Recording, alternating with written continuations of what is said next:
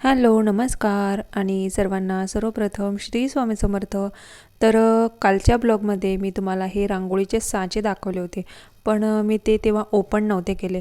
तर आज ओपन केले आहे. तर आजपासून मी याच साच्याने रांगोळी काढणार. तर आज आहे शनिवार, तर शनिवारची रांगोळी अशा प्रकारची आहे.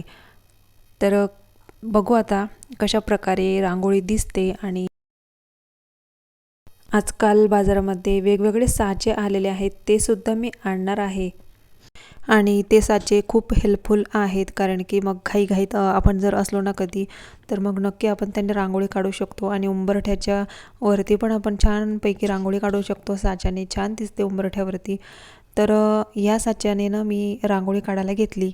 तर काय झालं, मी रांगोळी टाकली आणि नेहमीप्रमाणे आपण काय करतो, रांगोळी टाकल्यानंतर असं हाताने एकदम त्याला प्रेस करतो. तर म्हणजे ह्या साच्याला तसं म्हणजे करायला पाहिजे नव्हतं, कारण की आता तुम्ही बघू शकता काय झालेलं खाली. म्हणजे जास्त रांगोळी घट्टसर पडलेली आहे. तर मग मी पुसून घेतली आधी आणि नंतर पुन्हा रांगोळी टाकली त्यावरती. फक्त यावरती काय करायचं होतं, रांगोळी अशीच टाकून द्यायची आणि साचा उचलून घ्यायचा होता. त्यानंतर मग आता तुम्ही इथं बघू शकता छान अशी रांगोळी तयार झालेली आपली. पण छोटी साईज आहे खूप, त्यामुळे मग बाजूला पण मी थोडीशी अजून रांगोळी काढून घेतली. यातून मी मोठे आणायला पाहिजे होते, पण केंद्रामध्ये ते नव्हते अवेलेबल. जेव्हा येतील ना, तर तेव्हा मी नक्की आणेल. खूप छोटी साईज झाली साच्याची, पण ठीक आहे. रांगोळी काढून झाली. तर चला आता पूजा माझी झालेली. तुम्हाला आता आजची पूजा दाखवते. आज आहे शनिवार.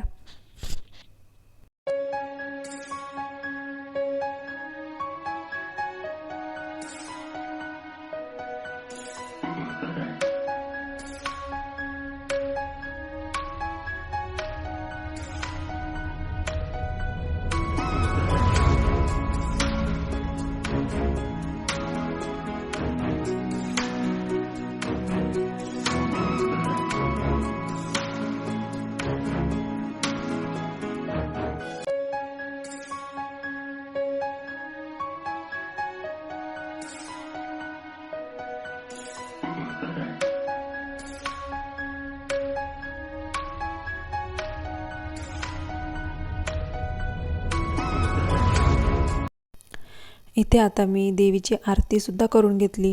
जेव्हा आपल्या घरात घटस्थापना असते, तेव्हा सकाळ संध्याकाळ आपण आरती केली पाहिजे देवीची. आरत्यामध्ये आपण 5 आरत्या घेऊ शकतो किंवा मग 9 आरत्या घेऊ शकतो, किंवा मग तुम्हाला येत नसतील तर तुम्ही एकसुद्धा आरती घेऊ शकता. एकही नसेल येत तर तुम्ही यूट्यूबला लावून त्यासोबतसुद्धा म्हणू शकता.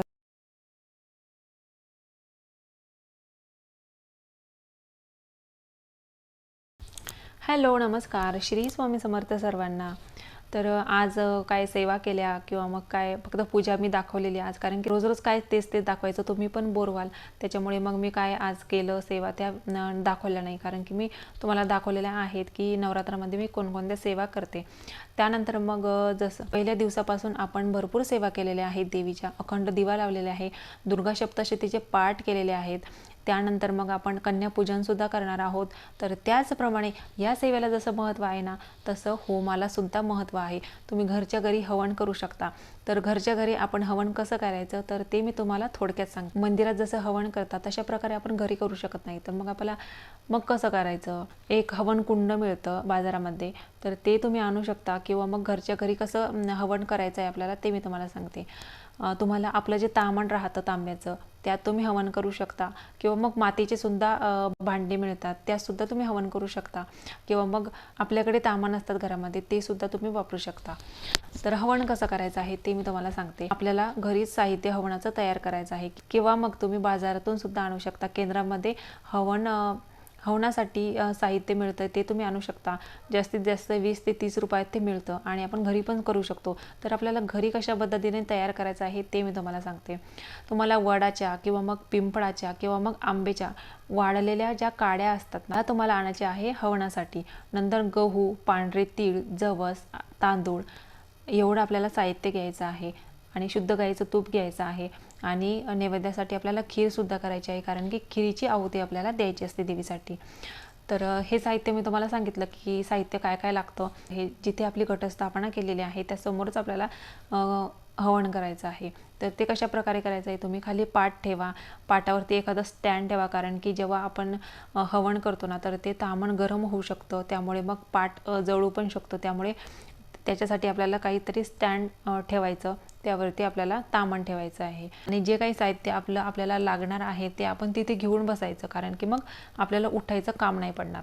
मग नंतर आपण एकदा बसल्यानंतर कोणाला हवन करताना गप्पा मारायच्या नाही, बोलायचं नाही आणि मोबाईल लांबच ठेवायचा. दुर्गा सप्तशतीचा पाठ करून एक एक ओवी घेऊन सुद्धा तुम्ही हवन करू शकता.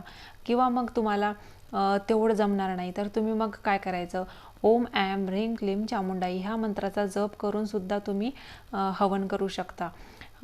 एक वेळा मंत्र म्हणायचा आणि एक वेळा मंत्र म्हणल्यानंतर आपल्याला ह्या बोटांनी हे 3 जे बोटं आहेत ना, तर ह्या बोटांनी आपल्याला आहुती द्यायची आहे. जे साहित्य आहे ते आपल्याला ह्या बोटानेच आपल्याला आहुती द्यायची आहे. तर हे जे 3 बोटं आहेत या बोटामध्येच आपल्याला साहित्य पकडायचं आणि स्वाहाकार करायचा आहे. एक वेळा जप करायचा आणि एक वेळा आहुती सोडायची. आहुती आपण जेव्हा सोडतो ना तर त्यानंतर स्वाहा असं आपल्याला म्हणायचं आहे प्रत्येक वेळा. तर अशा प्रकारे आपल्याला 108 वेळा आहुती द्यायची आहे, कमीत कमी 108 वेळा. याच्यापेक्षा कमी तुम्ही करू नका. तुम्ही जास्त प्रमाणात पण जप करून आहुती देऊ शकता. तर हवन कशा प्रकारे करायचं आहे ते मी तुम्हाला सांगितलेलं. पण जेव्हा हवन करताना घरामध्ये खरंच सांगू तुम्हाला, घरातील जे वास्तुदोष असतात ना ते खरंच संपूर्ण म्हणजे मुळापासून नष्ट होतात. इतके सारे हवनाचे फायदे आहेत, तुम्ही नक्की करा. आणि हवनासाठी म्हणजे इतका खर्च पण लागत नाही की आपण ते करू नाही शकत. घरच्या घरी जे साहित्य आहे त्यातच आपण हवन करू शकतो. तर जे काही साहित्य सांगितलं त्यात नक्की तुम्ही हवन करा, किंवा मग तुम्ही बाजारातून सुद्धा विकत आणू शकता साहित्य, किंवा मग तुम्ही घरी सुद्धा करू शकता. तर अशा प्रकारे मला काही माहिती होती मी तुम्हाला दिलेली आहे. तर यात माझं काही चुकलं असेल किंवा मग मी काही सांगितलं नसेल ते तुम्ही नक्की मला सांगू शकता. माझं पण काही चुकू शकतं आणि तुमच्याकडून सुद्धा मला काही शिकायला मिळतं, आणि माझ्याकडं जे काही असतं ते मी नक्कीच तुमच्यापर्यंत पोहोचत असते. तर चला, मला एवढं सांगायचं होतं. झालेली सेवा ही आईच्या चरणी अर्पण करूया आणि आजच्या व्हिडिओला इथेच एंड करूया. तर आजचा ब्लॉग तुम्हाला कसा वाटला, आवडला असेल तर लाईक, शेअर, कमेंट आणि चॅनलला नक्की सबस्क्राईब करा. तर चला, भेटूया अशाच एका नवीन ब्लॉगमध्ये. तोपर्यंत सर्वांना बाय आणि सर्वांना श्री स्वामी समर्थ.